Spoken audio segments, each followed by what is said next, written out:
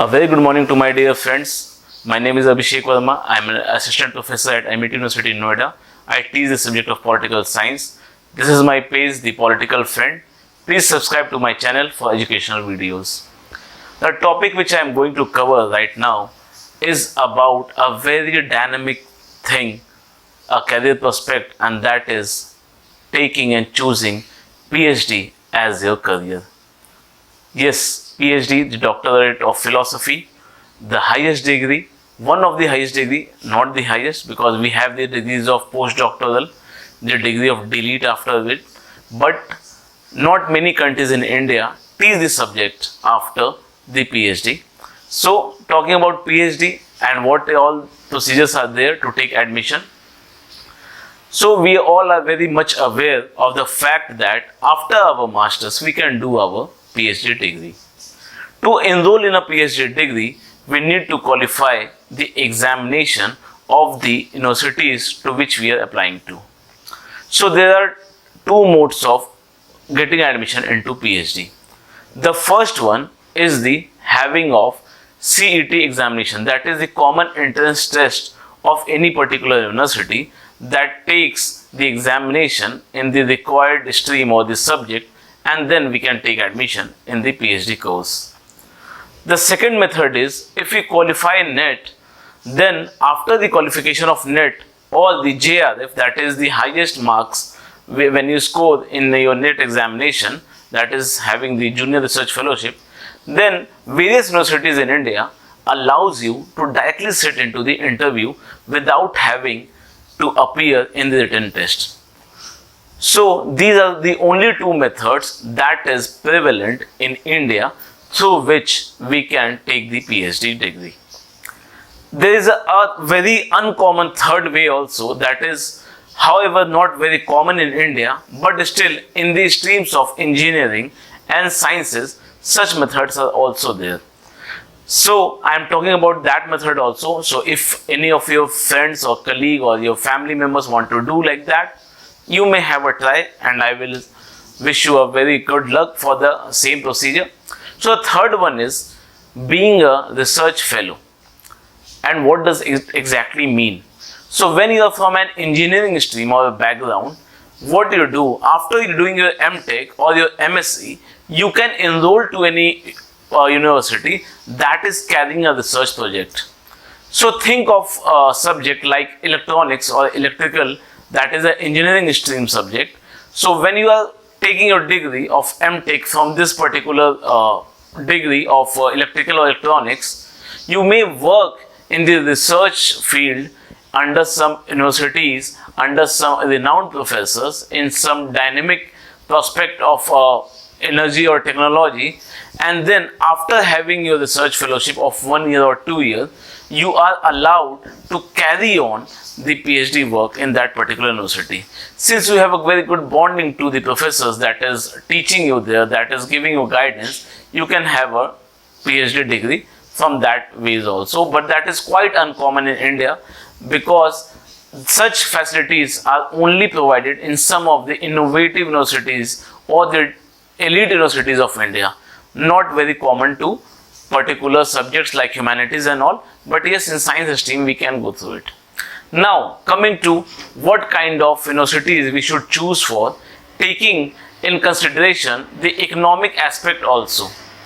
So after having an age of 25, 30, 35, when we go for our Ph.D. degree, when we think that it's the right time to pursue our Ph.D. degree and we should move ahead with our education, we have a very big question: should we invest our own hard-earned money for the Ph.D. degree, or should we work hard so that the universities that we select is a government university and a very nominal fees is taken with the concurrent given a stipend by the university for the research work? However, in many cases, people wait for them to get registered or enrolled in a government university. The seats in Ph.D. is obviously very less in India or any other university because the research work is not a pancake thing. It's quite tough to get enrolled in a PhD degree and to do a research that will really help in this particular stream, and you can really contribute to the country and to the citizens. So choosing a university, how does we do that? Taking an examination of Delhi University, so we have a CET examination there also, or in JNU, those examinations are taken by the NTA these days, the National Testing Agency, and once you score good marks in your entrance examination, then you had to go to a Ph.D. Interview. In that interview, you would be asked to present the thought process behind choosing Ph.D. and the research work which you are going to work upon.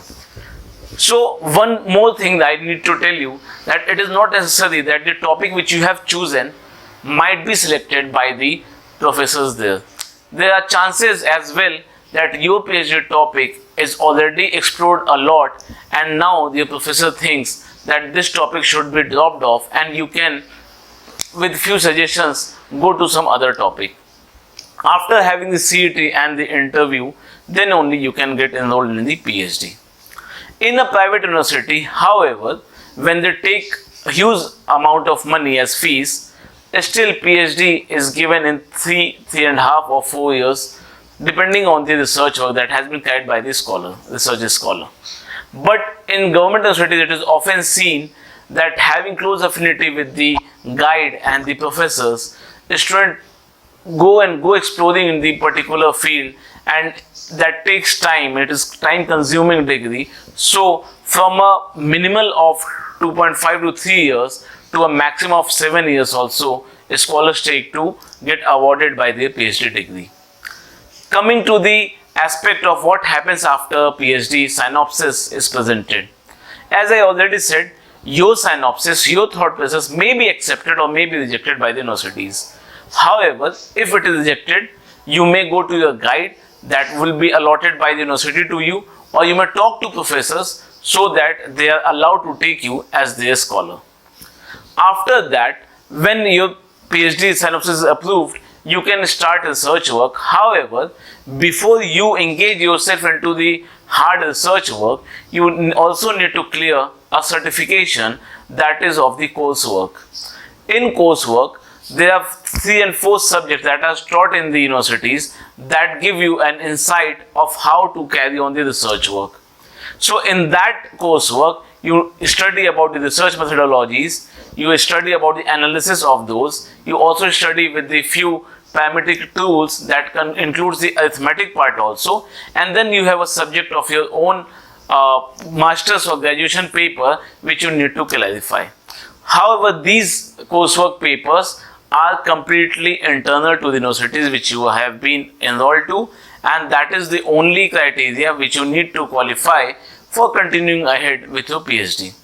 So in Indian universities, it takes around 6 months. However, due to delay in the educational process, some universities also take around an year to give you the PhD coursework examination. After your first year examination or the coursework examination of 6 months, then you continue your research work, and with the help of your guide and the external guide, you keep continuing your research work. One more thing you should be very much aware, that once you start the coursework, you also need to have a teaching experience these days that has been given by the UGC norms, so that when you go to the university, you could also know and get the whereabouts of the students. So that is one of the plus point, that while becoming the professor or teacher, you can get a real-time experience with the students. So that is all for today's knowledge. I will keep you reviewing the different types of knowledge about PhD in the coming lectures also. Be very aware, take care of yourself. Thank you, and please subscribe to my channel.